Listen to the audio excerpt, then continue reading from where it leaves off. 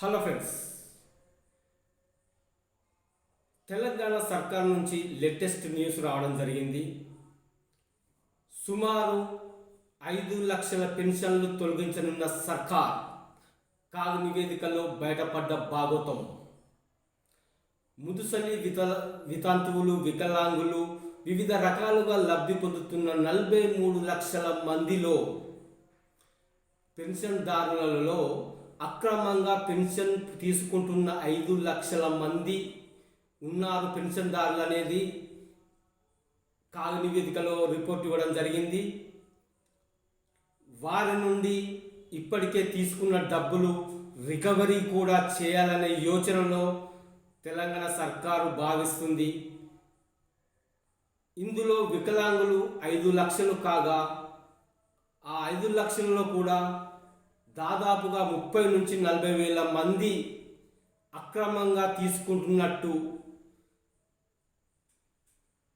వెలువడ్డది. ఇకపోతే కాగ్ నివేదికలో 4 టైర్లున్న కార్లు కలిగి ఉన్నవారు, 3.5 ఎకరాలకు పైగా భూమి కలిగి ఉన్నవాళ్ళు, స్థలాలు, ఇండ్లు, పెద్ద పెద్ద మేడలు కలిగి ఉన్న లక్షాధికారులు, కోట్లలో ఉన్నవారు కూడా కారులో వచ్చి పెన్షన్ తీసుకుంటున్నట్టు నివేదికలో కాగ్ నివేదిక తెలపడం జరిగింది.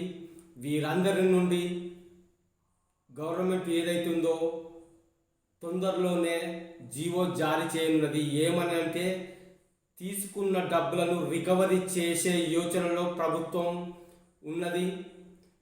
మరి వివిధ రకాల పెన్షన్దారులను గుర్తించి తొలగించి ఇప్పటికే తీసుకున్న పెన్షన్ రికవరీ చేయాల్సిన యోచనలో ప్రభుత్వం అయితే కనబడుతుంది. ఇప్పటికీ పెన్షన్ తీసుకుంటున్న ఎవరైతే ఉన్నారో వాళ్లకు ప్రస్తుతం ప్రభుత్వం చెల్లించే యోచనలో లేదు. ఎందుకంటే ప్రభుత్వం దగ్గర సరిపోను నిధులు లేని కారణంగా ఇప్పటికే 2-3 జిల్లాలకు కలిపి వేయడం జరుగుతుంది. ఇక ఈ పాత పెన్షన్లు ఇచ్చే యోచనలో సరిగ్గా లేని కారణంగా వివిధ జిల్లాలకు కొన్ని జిల్లాలకు కలిపి ఇవ్వడం జరుగుతుంది. ఇంకా పాత పెన్షనే అందరికీ ఇప్పటి వరకు అందలేని పరిస్థితిలో ఉన్నది. కొత్త పెన్షన్లు మాట దేవుడెరుగు. పాత పెన్షన్లకే లోటు బడ్జెట్ ఉన్న కారణంగా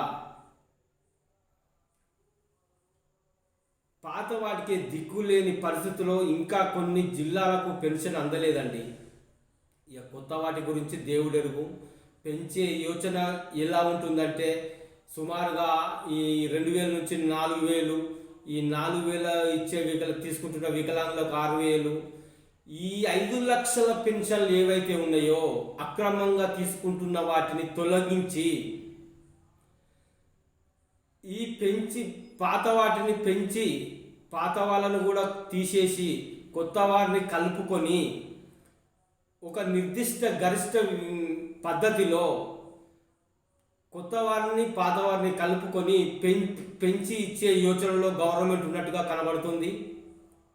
అది రాబో 2-3 నెలలు కావచ్చు, లేకుంటే ఇంకా నెలల తరబడి జరగవచ్చును.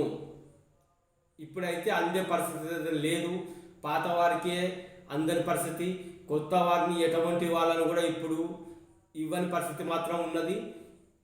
ఇకపోతే ఈ 5 లక్షల మందిని మాత్రం ఖచ్చితంగా తీసేయనట్లుగా వార్తలు వస్తున్నాయి. అది మాత్రం నిజం. రికవరీ చేసేది కూడా నిజమే. అది కూడా జీవో విడుదల చేయనున్నట్టు ప్రభుత్వం ద్వారా తెలుస్తుంది. ఏం జరుగుతుందో వేచి చూద్దాం. Okay, thank you.